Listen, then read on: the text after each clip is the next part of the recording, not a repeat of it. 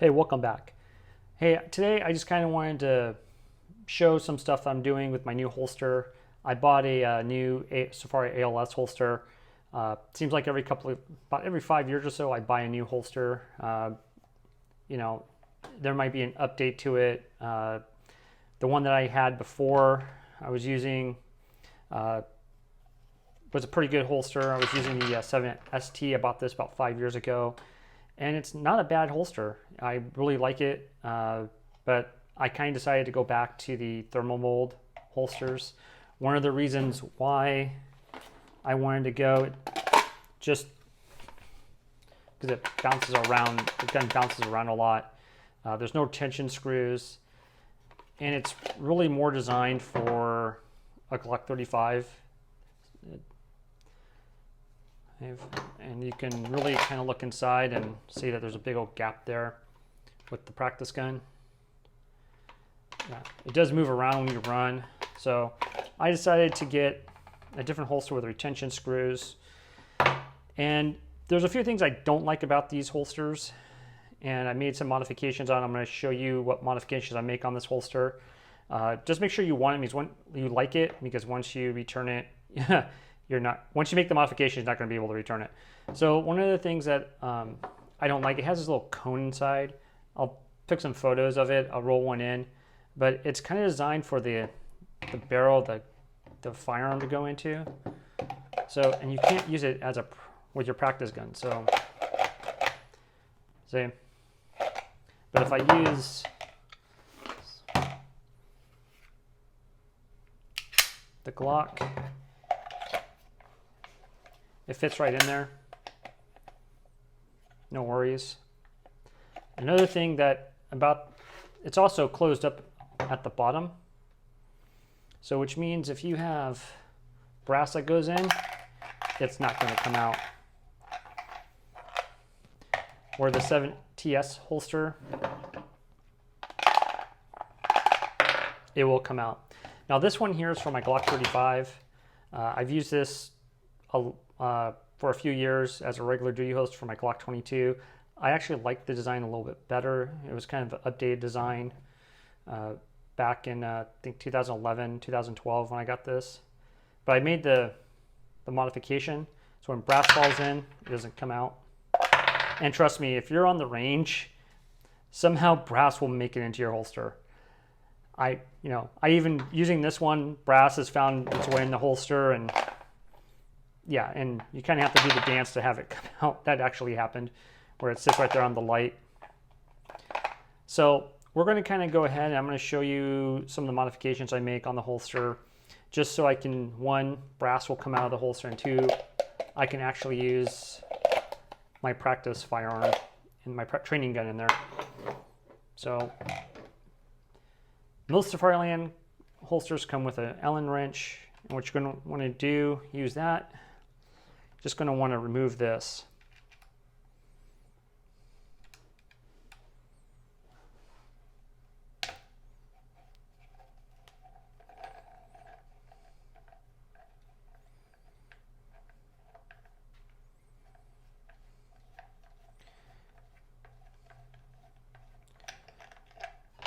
You are going to be using this, so keep that aside.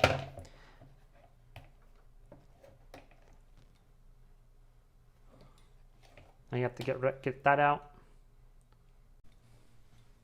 Okay, so I had to go back, find some tools.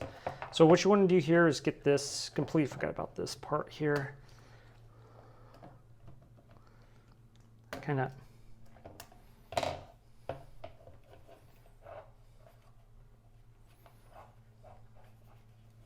I want to grab it. I can't remember how to get this out.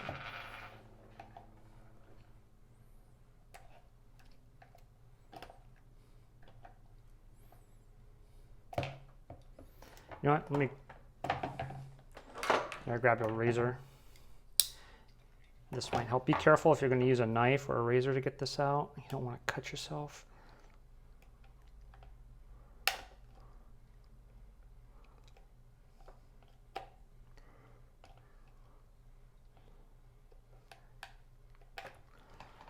Let me try off camera here.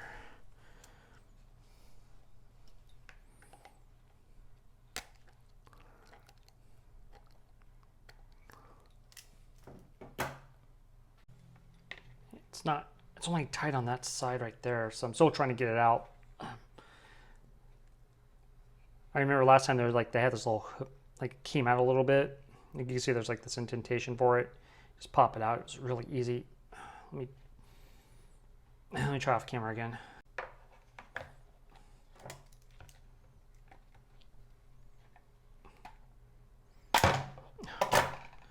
There we go. All right. That was a pain. Basically, I just had to yank it out. So as you can see, this kind of goes into here.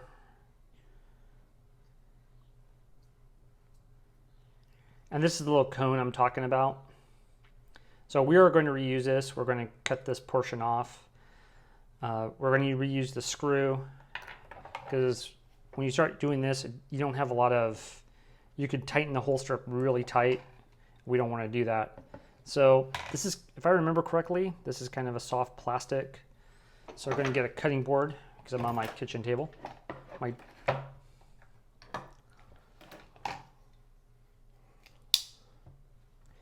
You want to be careful.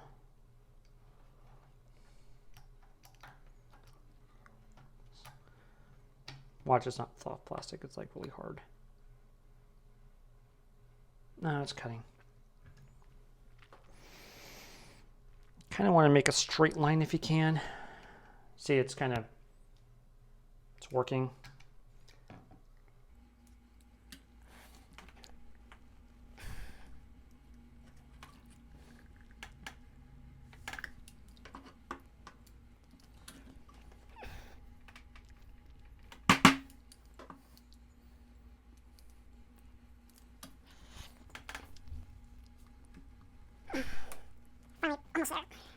You want to make it a clean cut.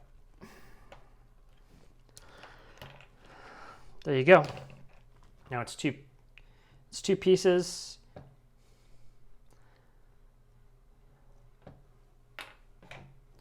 So this piece will go, oops, we'll go back in there. Close this safety first.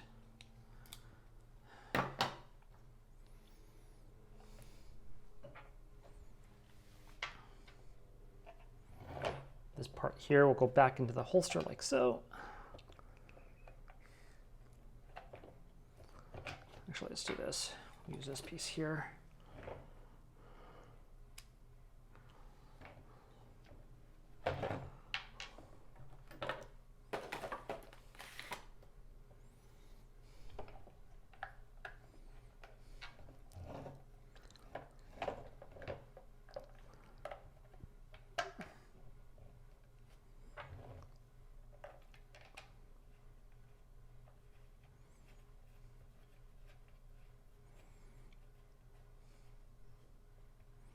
You're going to want to keep that part flat, so just remember to keep it flat.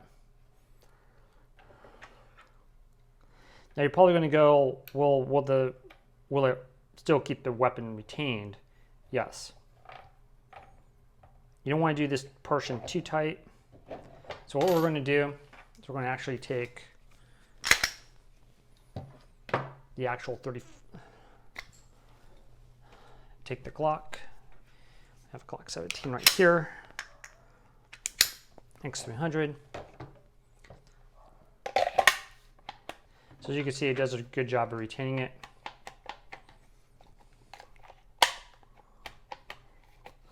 We're just going to tighten it down just a little bit.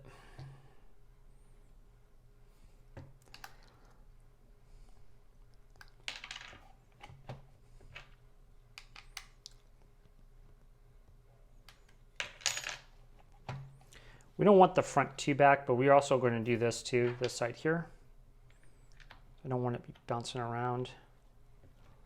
So this is a retention for the light, and usually I just crank this down for the X300s. Because this is you got to remember this is a universal holster. It's not going to go anywhere. They do make one for the X300. I do like the X300 better than the TRL1. Just personal preference. That should work. It's not as bad, the rattle. And you could always tighten it up too when you take it to the range.